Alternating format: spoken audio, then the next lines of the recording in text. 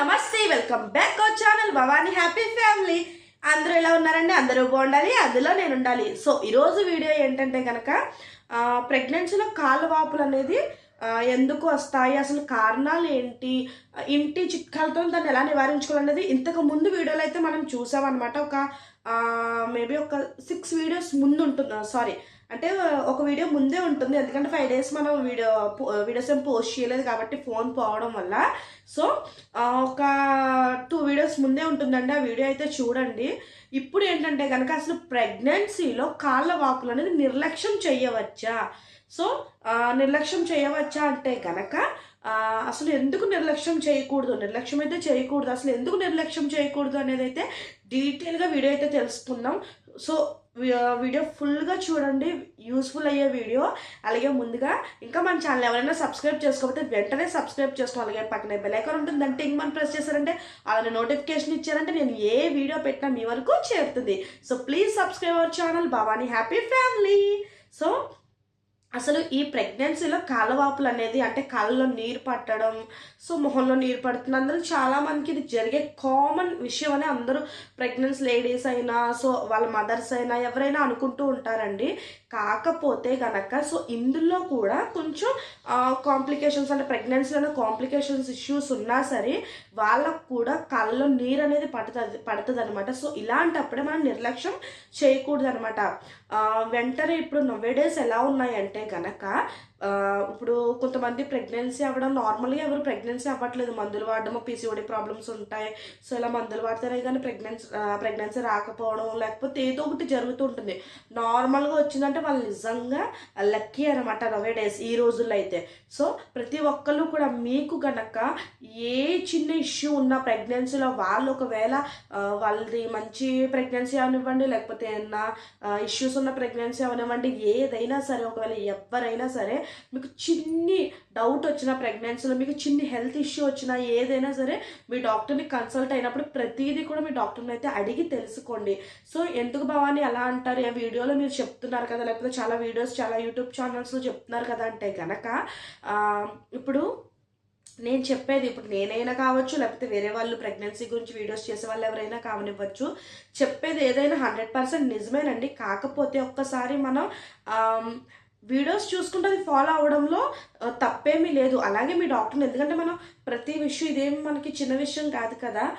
So మనకి ఒక మరో జన్మెత్తే విషయం కాబట్టి ప్రతిదీ కూడా మన డాక్టర్ని మనం, ఎందుకంటే మనం చెకప్కి వెళ్తూ ఉంటాం కాబట్టి చక్కగా మన డాక్టర్ని మనం కన్సల్ట్ అయినప్పుడు చక్కగా అన్నీ తెలుసుకోవడం చాలా మంచిది అనమాట. అసలు ఈ ప్రెగ్నెన్సీలో కాళ్ళు నీరు పట్టడం అనేది థర్డ్ ట్రైమిస్టర్ నుంచి నీరు అనేది పడుతుంది. కొంతమందికి సెకండ్ ట్రైమిస్టర్ నుంచి కూడా ఈ కాళ్ళల్లో నీరు పట్టడం ఇవన్నీ కూడా మనం చూస్తూ ఉంటాం. అది ఏంటంటే కనుక చెప్పాను మీకు, అసలు కాళ్ళలో నీరు పట్టడం ఏంటి ఇవన్నీ కూడా మనకి ఒక వీడియో చేస్తాను కాబట్టి ఇప్పుడు ఈ వీడియోలో అవేమి డిస్కస్ చేయదలుచుకుంటలేను నేను.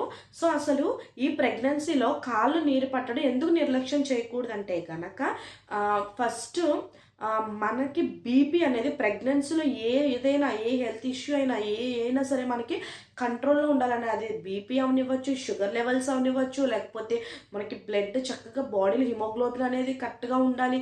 సో ఏదైనా మనకి ప్రెగ్నెన్సీలో కరెక్ట్గా ఉండేది అనమాట. సో ప్రోటీన్స్ అవనివ్వచ్చు, పొటాషియం అవనివ్వచ్చు, ఏదైనా సో ప్రెగ్నెన్సీలో మనకి కరెక్ట్గా ఉండాలి, అంతే కదండి. సో అవును, అది 100% నిజం అనమాట. సో అందుకే మనకి ఫస్ట్ బీపీ అనేది కంపల్సరీ, ఇప్పుడు మనం డాక్టర్కి చెకప్కి వెళ్ళినప్పుడు కంపల్సరీ బయట మనకి బీపీ టెస్ట్, వెయిట్ అన్నీ కూడా మనకి చెక్ చేసేస్తారు వాళ్ళే.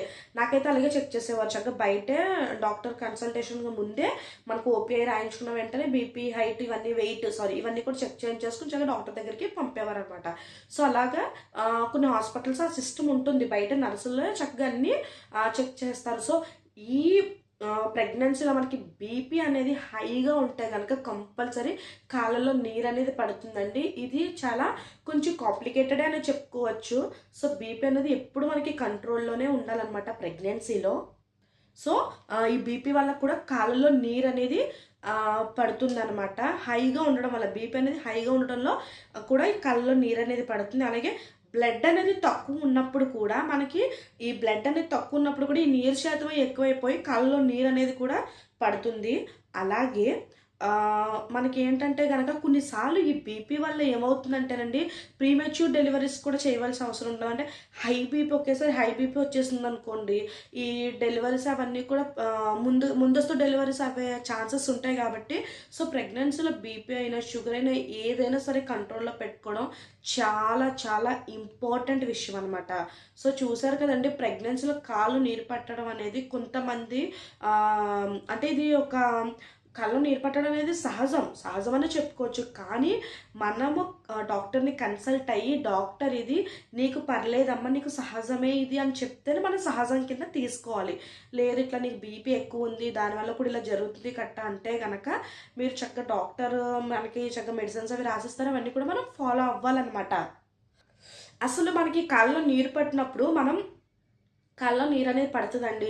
అసలు మనం డాక్టర్ని ఎప్పుడు కన్సల్ట్ అవ్వాలంటే కనుక మీరు కాళ్ళు నీరు పట్టిన తర్వాత మీరు హోమ్ రెమెడీస్ అని అవి చక్కగా అంటే ఎక్కువసేపు నిలబడకపోవడం, ఒకే చోట కూర్చోకపోవడం, లేకపోతే మంచం మీద పడుకున్నప్పుడు కూడా చక్కగా పిల్లోస్ అవి చక్కగా కాలు కింద వేసుకోవడం, ఇవన్నీ కూడా మీరు చేసినా కూడా మీకు అవి కంట్రోల్ అవ్వట్లేదంటే కనుక కంపల్సరీ డాక్టర్ని కన్సల్ట్ అవ్వాలి.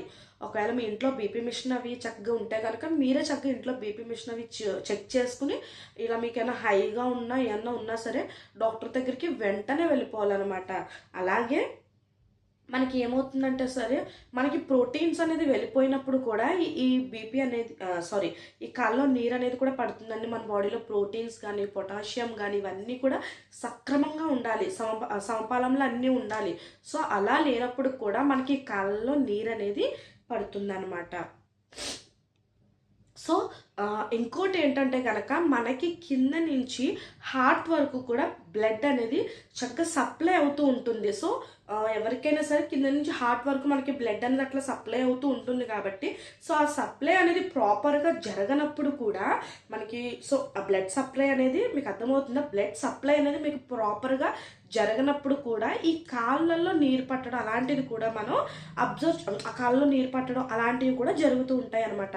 సో చూసారు కదండి, మనకి బీపీ ఎక్కువ ఉన్నప్పుడు లేకపోతే మనకి బ్లడ్ తక్కువగా ఉన్నప్పుడు లేకపోతే మన బాడీలో ప్రోటీన్స్ పొటాషియం ఇవన్నీ కూడా సమపాలంలో లేనప్పుడు లేకపోతే మనకి బ్లడ్ సప్లై ప్రాపర్గా జరగనప్పుడు అంటే సక్రమంగా జరగనప్పుడు అలాంటప్పుడు కూడా మనకి కాళ్ళలో నీరు పట్టడం అనేది జరుగుతుంది. సో మనం డాక్టర్ని కన్సల్ట్ అవ్వి చక్కగా వాళ్ళు మనకి నీకు వాళ్ళు చెకప్ చేస్తారు, డాక్టర్స్ చెకప్ బీపీ చెక్ చేస్తారు, మీకు టెస్ట్లు అవి చేస్తారు, చక్కగా ఇవన్నీ చూసి నీకు నార్మల్ అమ్మాయి ఏం కాదు కాళ్ళలో నీరు నార్మల్గానే పట్టింది నీకు అన్నప్పుడు మీరు చక్కగా ఇంక ఏమీ ఇది అవ్వక్కర్లేదు. ఒకవేళ హోమ్ రెమెడీస్ చేసినా కొంతమందికి తగ్గకపోవచ్చు.